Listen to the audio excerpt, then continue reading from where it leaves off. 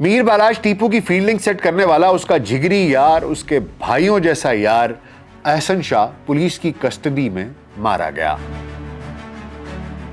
کیا احسن شاہ کو واقعی اس کے بھائی علی رضا نے چھڑانے کی کوشش کی اور اسی کی گولی سے احسن شاہ کی موت ہوئی؟ کیا احسن شاہ کی والدہ کا یہ دعویٰ درست ہے کہ دباؤ کے تحت پولیس نے اس کا جعلی پولیس مقابلہ کیا؟ دنیا میں برائی کا بدلہ ہمیشہ برائی ہوتا ہے۔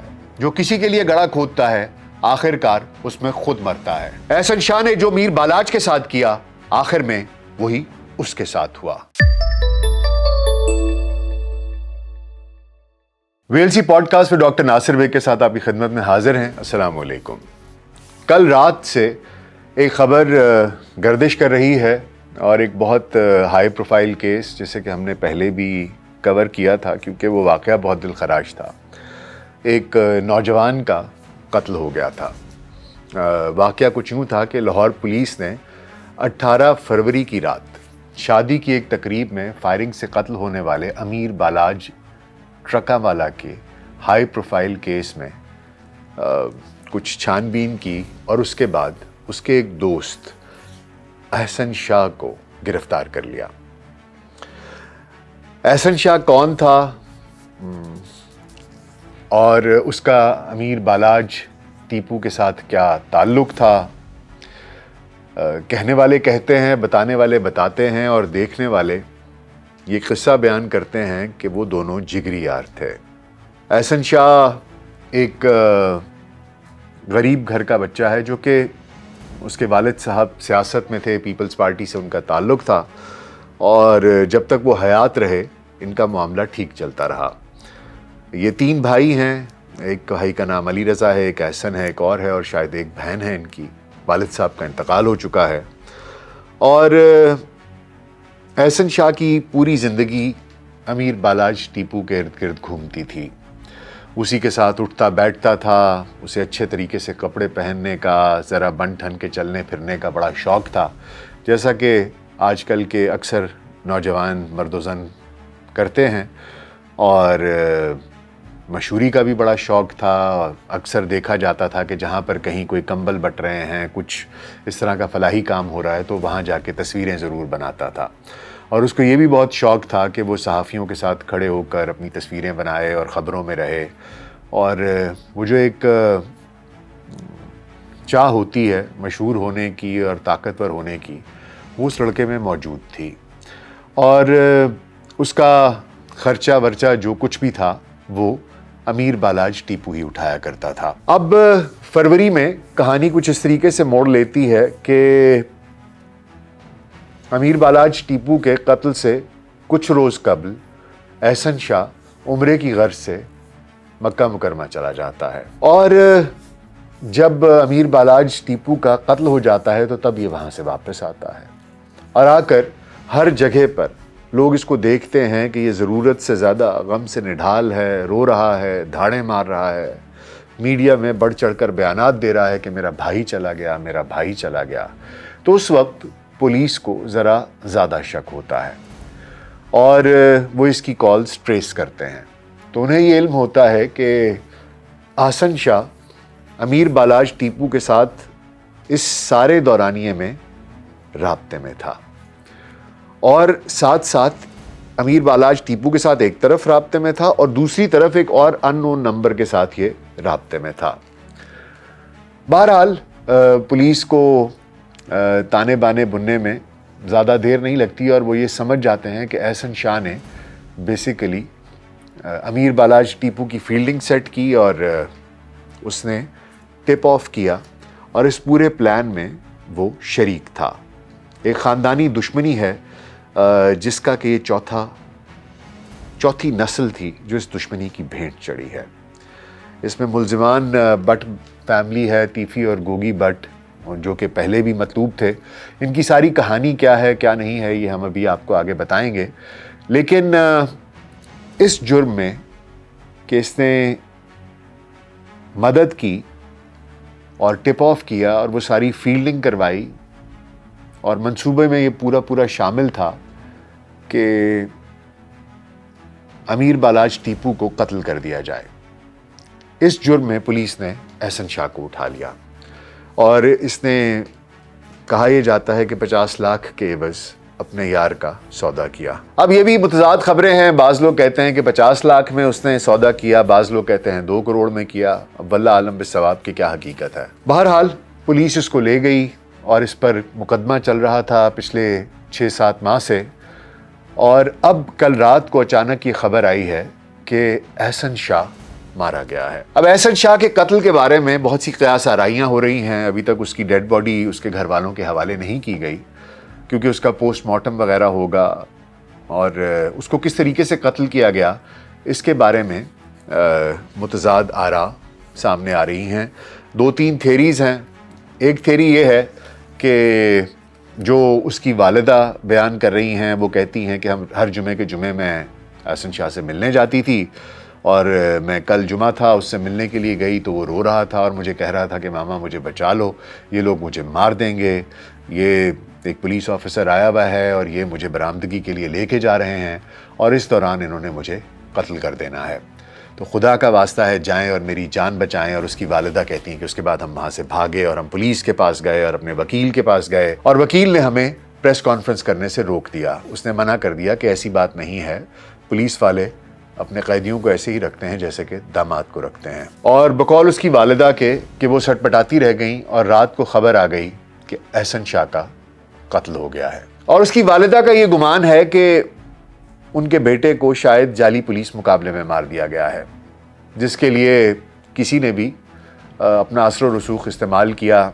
अब इसके बारे में भी दो आ रहा है कि हो सकता है कि अमीर बालाज टीपू की फैमिली ने प्रेशराइज़ किया हो और उस प्रेशर के नतीजे में ये एक पुलिस मुकाबला स्टेज हुआ। और दूसरा ये भी है कि तीफ़ी बट, गोकी बट, जो कि अमीर बालाज टीपू के कत्ल में असल नामज़द मुल्ज़िम हैं, उन्होंने शायद ये काम करवाया हो कि कहीं ऐसा ना हो कि एहसन शाह अपना मुंह खोल दे या इसको बाद में वादा माफ गवाह के तौर पर इस्तेमाल ना किया जा सके तो हमारे लिए मुश्किल हो जाएगी। तो ये तो मौक़िफ़ है एहसन शाह की वालिदा का। और पुलिस का मौक़िफ़ ये है कि हम इसको बरामदगी के लिए लेके जा रहे थे, जबकि रास्ते में एहसन शाह के भाई अली रज़ा और उसके दूसरे भाई ने दोनों ने मिलकर अपने साथियों समेत हम पर फायरिंग शुरू कर दी और वो इसको रास्ते से छुड़वा कर लेके जाना चाहते थे। और उसी फायरिंग के तबादले के दौरान एहसन शाह को एक गोली लगी जो कि उसी के भाई और उनके साथियों की थी और वो मौके पर ही जाँ भाग हो गया। अब दोनों में से किसकी कहानी सच्ची है, किसकी झूठी है, अब ये तो हमें मालूम नहीं है। और पुलिस का जो मौक़िफ़ है वो यकीनी तौर पर मुस्तनद माना जाएगा। वो अंग्रेज़ी में एक लफ्ज़ है कारमा, जिसका मतलब ये होता है कि जो करोगे वो भरोगे। इसमें कोई हैरानगी की बात नहीं है कि एक जवान की मौत हो गई, लेकिन लोगों को उसकी मौत पर कोई नदामत नहीं है। उसकी वजह यह भी है कि इसकी वजह से एक दोस्त, एक ऐसा शख्स जो इस पर एतमाद करता था, इसको अपना भाई समझता था, हर तरीक़े से इसकी इमदाद करता था, इसने उसी की मौत करवा दी। उसके कत्ल में एक कलीदी किरदार अदा किया। बहरहाल अभी क्या होता है क्या नहीं होता, इसके घर वाले, इसकी वालिदा, इसके मामू वगैरह, क्या वो इस केस को परसू करते हैं नहीं करते हैं, कहाँ तक चलता है मामला, ये तो अभी वक्त ही बताएगा। लेकिन मैं ये ज़रूर चाहूँगा कि आपको इस सारे मामले की कुछ जो बैकग्राउंड है, जो हिस्ट्री है, वो आपको ज़रूर बता दूँ कि ये जो कहानी है एहसन शाह का जो कत्ल है, ये इस सीरीज़ का 5वां कत्ल है। इसके पहले 4 कत्ल हो चुके हैं और जो 4 कत्ल हो चुके हैं वो ट्रकांवाला फैमिली के हैं। वैसे तो इस लड़ाई ने ना जाने कितने लोगों की जान ली है, लेकिन क्योंकि ये उसी की कड़ी में आके मिलते हैं, तो पहले मैं आपको ये बता दूं कि ट्रकांवाला फैमिली की हिस्ट्री क्या है, वो कहाँ के रहने वाले थे और कहाँ से उनकी शुरुआत होती है, और फिर पहला कत्ल किसका हुआ, कब हुआ, दूसरा कत्ल किसका हुआ, तीसरा, चौथा और 5वां। तो आइए ज़रा आपको बताए देते हैं कि ट्रकांवाला फैमिली की جو 4 جنریشنز 4 نسلیں قتل ہوئیں ان کی تاریخ کیا ہے۔ امیر بالاج ٹیپو خود، اس کا والد ٹیپو ٹرکاں والا، دادا امیر الدین عرف بلا ٹرکاں والا اور اس کا دادا نتھو پہلوان بھی اسی طریقے سے مارے گئے تھے۔ تیفی بٹ اور گوگی بٹ آپس میں کزن ہیں جن کا شمار لاہور کی ایک معروف انڈر ورلڈ مافیا کے طور پر مانا جاتا ہے، اور اسی طرح ٹرکا والا خاندان بھی اپنی ڈیرہ داری، بدماشی، انڈر ورلڈ کی سرپرستی کرنے میں مشہور ہے۔ تیفی بٹ پارٹی کا تعلق گوال منڈی سے ہے، جبکہ ٹرکا والا پارٹی شہالمی سے تعلق رکھتی ہے۔ جو لوگ لاہور کو جانتے ہیں اور اندرون لاہور کو جانتے ہیں انہیں گوال منڈی اور شہالمی دونوں علاقوں کا علم ہے۔ ان دونوں پارٹیوں کے درمیان دشمنی کا آغاز 25 سال قبل ہوا تھا، تاہم بالاج ٹیپو کا پردادا نتھو پہلوان اس دشمنی کی بھینٹ نہیں چڑھا تھا۔ دراصل نتھو پہلوان پاکستان بننے کے کچھ ہی عرصے کے بعد گوال منڈی کے علاقے گرو ارجن نگر میں ایک شخص پونچا پہلوان کے ہاتھوں مارا گیا تھا، جس نے نتھو پہلوان کو توڑی یعنی کہ بھوسا اٹھانے والی ترنگلی پیٹ میں مار کر موت کے گھاٹ اتار دیا تھا۔ پونچا پہلوان امرتسر سے ہجرت کر کے لاہور آیا تھا اور اس علاقے میں اپنی دھاک بٹھانے کے لیے اثر و رسوخ اور لوگوں میں اپنا روب جمانا مقصود تھا اسے، اور اس وجہ سے اس نے نتھو پہلوان کے ساتھ تھوڑا 36 کا آنکڑا لگایا، اور کیونکہ نتھو پہلوان کی پہلے سے لاہور میں بدماشی تھی اور ڈیرہ داری تھی اور وہ خود کو ایک پہلوان اور بدماش ثابت کرنا چاہتا تھا، اس وجہ سے اس نے نتھو پہلوان کو موت کے گھاٹ اتار دیا۔ میر بالاج کے دادا بلا ٹرکاں والا نے اپنے باپ کے قتل کے بعد قانونی چارہ جوئی تو کی، لیکن جواباً کوئی قتل نہ کیا، اور اپنے کاروبار میں توجہ دی، لیکن صلح بھی نہیں کی۔ علاقے میں چودراہٹ کے باعث بلا پہلوان لوگوں کے معاملات میں فیصلے بھی کیا کرتا تھا، اور ایک فیصلہ ایسا ہی اس کے قتل کا موجب بن گیا۔ اس کے قاتل 2 سگے بھائی حنیفہ اور بابا تھے۔ ان دونوں کا باپ ایدو بلا پہلوان کا ملازم تھا۔ ایک دن اس کے بیٹے اسے ملنے کے لیے آئے تو بلا پہلوان نے ان کے دراز قد اور ڈیل ڈول دیکھ کر ایدو سے کہا کہ دونوں بیٹوں کو اس کے ہاں ہی رکھ لو، جس پر ایدو راضی ہو گیا۔ دونوں بھائی بلا ٹرکاں والا کے پاس کام کرنے لگے، جس دوران ان کی دوستی بلا ٹرکاں والا کے بیٹے ٹیپو ٹرکاں والا سے ہو گئی۔ علاقے میں فائرنگ کرنا اور دھونس بٹھانے کا عمل بھی شروع ہو گیا۔ اسی دوران ایک مقدمے میں تینوں گرفتار ہوئے تو بلے پہلوان نے اپنے بیٹے ٹیپو کو تو رہا کروا لیا، مگر حنیفہ اور بابا کی ضمانت نہ کروائی، جس کا انہیں رنج تھا۔ دوسری جانب گوال منڈی گروپ یعنی کہ تیفی اور گوگی بٹ بھی تقویت پکڑ چکا تھا اور علاقے میں چودراہٹ کے لیے پر پھیلانا شروع کر دیے تھے۔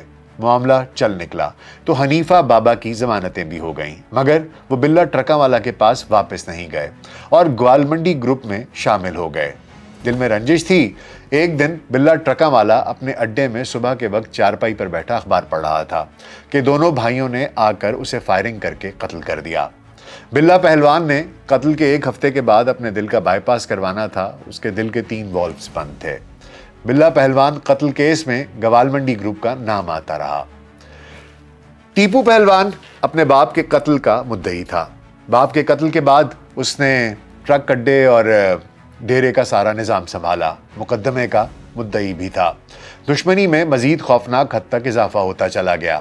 کئی لوگ قتل ہوئے۔ حنیفہ اور بابا سمیت درجن سے زیادہ لوگ پولیس مقابلوں میں مارے گئے۔ انڈر ورلڈ رابطے بھی بڑھتے گئے، شوٹر بھی ہائر کیے گئے۔ علاقے میں خوف کی فضا تھی۔ ٹیپو ٹرکاں والے پر بھی 3 قاتلانہ حملے ہوئے، جن میں سے ایک میں وہ شدید زخمی بھی ہوا، مگر چوتھے حملے میں لاہور ایئرپورٹ کے قریب فائرنگ کے نتیجے میں قتل ہو گیا۔ اس کے قتل کا مقدمہ بھی گوال منڈی گروپ کے خلاف درج ہوا۔ ٹیپو نے اپنے بیٹے بالاج کو تعلیم کے لیے دبئی بھیج رکھا تھا۔ ٹیپو کے 3 بیٹے ہیں، ایک بالاج ٹیپو، دوسرا مصب ٹیپو اور ایک تیسرا بیٹا ہے۔ بالاج کے دونوں بھائی قانون کی اعلیٰ تعلیم حاصل کر رہے ہیں۔ بالاج نے باپ کے قتل کے بعد دشمنی اور ڈیرے کے انتظامات سنبھالے۔ چند سال قبل اس نے اپنے دوستوں کے ہمراہ تیفی اور گوگی بٹ کے گھروں پر فائرنگ بھی کی۔ اس کے علاوہ اس نے دوستیاں بنائیں اور اپنے علاقے میں ساکھ بنانے کے لیے لوگوں کی مدد کرنے کا سلسلہ بھی شروع کیا، اور اسی مدد کرنے کے سلسلے میں احسن شاہ بھی اس کے ساتھ ساتھ ہوتا تھا۔ ٹیپو ٹرکاں والا قتل کیس کا فیصلہ آخری مراحل میں تھا اور یہ کہا جاتا تھا کہ مقدمے میں نامزد ملزمان کو سزائیں ہو جائیں گی، مگر 18 فروری کی رات اپنے باپ کے کیس کی پیروی کرنے والا امیر بالاج ٹیپو بھی گولی مار کر ہلاک کر دیا گیا۔ اس وجہ سے بھی کہ ٹرکا والا جو فیملی ہے اس نے جواباً اس طرح سے بدلہ نہیں لیا، وہ عدالتوں میں جا کر انصاف مانگتے رہے، اور اس وجہ سے بھی کہ ایک نوجوان پڑھا لکھا سلجھا ہوا جو شاید دل سے یہ چاہتا تھا کہ یہ معاملات، یہ دشمنداری اب ختم ہو جائے، اس بچے کو بہت ہی جمع سالی میں موت کے گھاٹ اتار دیا گیا۔ اور دل اس سے بھی زیادہ تب دکھا جب یہ علم ہوا کہ اس کا ایک دوست جس پر کہ وہ اعتماد کرتا تھا، جس کو کہ وہ اپنا بھائی سمجھتا تھا، کہا یہ جاتا ہے کہ دنیا میں سب سے تکلیف دہ بیٹریلز ہوتے ہیں، دھوکے ہوتے ہیں، اور شاید آپ کو اپنے نقصان کی اتنی تکلیف نہیں ہوتی، شاید جسمانی زخم اتنی تکلیف نہیں دیتا جتنا کہ دھوکہ دیتا ہے۔ تو اس وجہ سے اور بھی دکھ تھا کہ اس کو دھوکہ دیا گیا۔ بہرحال اب خبر یہ ہے کہ احسن شاہ اپنے انجام کو پہنچا ہے۔ اب اس کی موت کا کون ذمہ دار ہے؟ کیا واقعی اس کے بھائیوں نے اس کو چھڑانے کی کوشش کی اور فائرنگ کے تبادلے میں اس کی موت واقع ہوئی، کہ بقول اس کی والدہ کے کیا اس کے الزامات درست ہیں، اور کیا واقعی میں کوئی ایک پولیس مقابلہ ہوا، اور یا تو تیفی بٹ، گوگی بٹ فیملی یا ٹرکا والا فیملی میں سے کسی نے اپنا اثر و رسوخ استعمال کر کے اسے کسی پولیس مقابلے میں مروا دیا۔ اب یہ تو وقت ہی بتائے گا کہ کیا حقیقت ہے اور کیا فسانہ ہے۔ فی الحال تک کے لیے اتنا ہی۔ اپنا بہت خیال رکھیے گا۔ شکریہ۔